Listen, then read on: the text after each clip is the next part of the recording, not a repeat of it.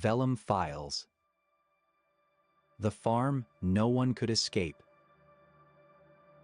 Intro. In March 1922, in rural Bavaria, Germany, 6 people were murdered on an isolated farm. There were no signs of forced entry, no witnesses, no clear motive.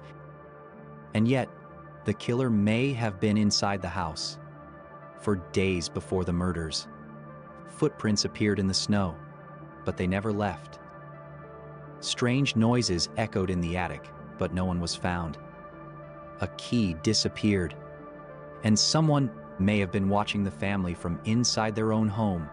This is the story of the Hinterkaifeck farm. Part 1. The setting. Hinterkaifeck was not a village. It was a single farmstead, located about 70 kilometers north of Munich, surrounded by open fields, dense forest, and long stretches of dirt road. It stood alone. In 1922, rural Bavaria was still recovering. From the aftermath of World War I, Germany was unstable. Economic hardship was common. Hyperinflation was rising. Political tension was everywhere.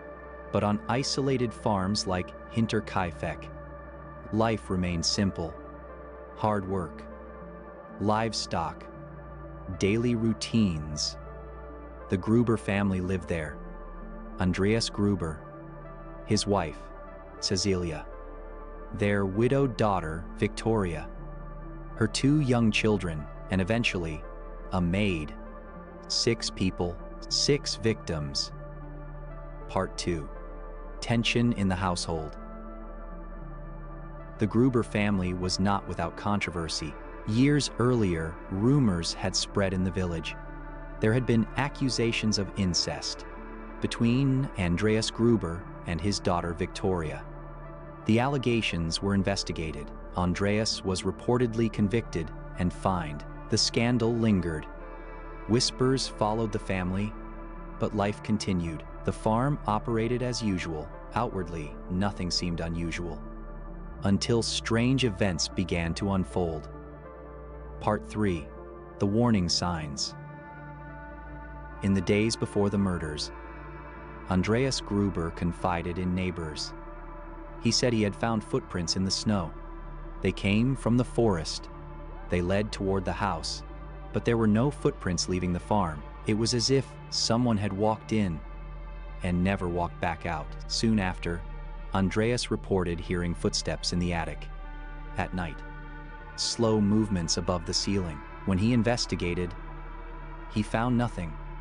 No intruder, no explanation. Then a key went missing. The house key. No one admitted taking it.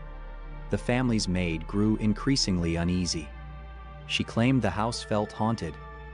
She quit her job days before the murders. A new maid was hired. She arrived on March 31st, 1922. It would be her first night on the farm. It would also be her last. Part 4. The night of the murders.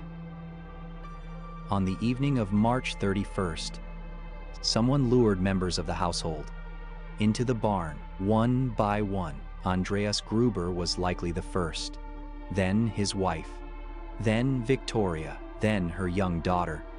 Each was struck with a mattock, a heavy farming tool used for chopping and digging. The blows were brutal, precise, intentional. The killer waited between attacks. It was not chaotic.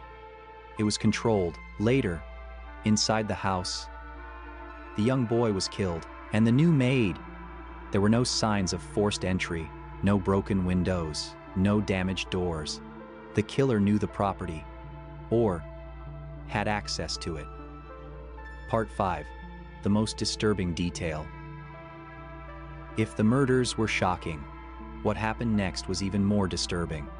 The killer did not leave immediately. Smoke was later seen rising from the chimney. In the days following the murders, the livestock were fed. Neighbors heard activity. Fresh bread had been sliced in the kitchen. Someone was living there, living among the bodies. For several days, This suggests something chilling.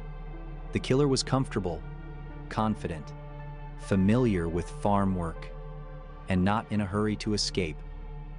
Part 6. The Discovery. Days passed. The family did not attend church. Mail went uncollected. Concern grew. On April 4th, neighbors decided to investigate. They approached the property. The barn doors were closed. Inside, they found the bodies, stacked, covered loosely with hay. The victims had been arranged, not hidden completely, but concealed just enough. Inside the house, the remaining 2 victims were found. The scene was grim, quiet, still. There was no sign of robbery. Money remained untouched. Valuables were still in place. It was not a crime of opportunity. It was deliberate. Part 7. The Investigation. Police arrived quickly, but crime scene preservation in 1922 was not what it is today. Neighbors had already entered the property. Footprints were disturbed. Evidence was contaminated. The murder weapon was eventually found, buried in the barn. Investigators questioned dozens of people, former farmhands, neighbors, family acquaintances. One former worker had left the farm under tense circumstances. Another man was reportedly obsessed with Victoria. Several suspects emerged. Part 8. The Suspects. One suspect was a neighbor. He was known to be unstable. He had knowledge of the farm, but evidence was circumstantial. Another theory suggested that someone had been hiding in the attic, even before the murders, living secretly on the property. This would explain the footsteps, the noises, the missing key. But how could someone hide undetected for that long? The theory remains controversial. Over time, the list of suspects grew, but no one was ever formally charged. Part 9. The farm after the crime. The farm itself became infamous. Visitors traveled to see it. Locals avoided it. The structure was eventually demolished in 1923. The land remains, but the house is gone. Almost as if someone wanted to erase it, yet the story survived, and the mystery endured. Part 10. Modern Re-examination. In 2007, modern investigators revisited the case. They studied archived documents, reconstructed timelines, analyzed surviving witness statements.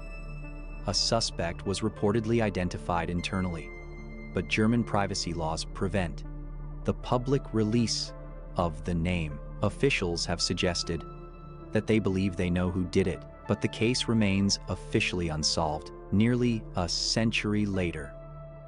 Outro.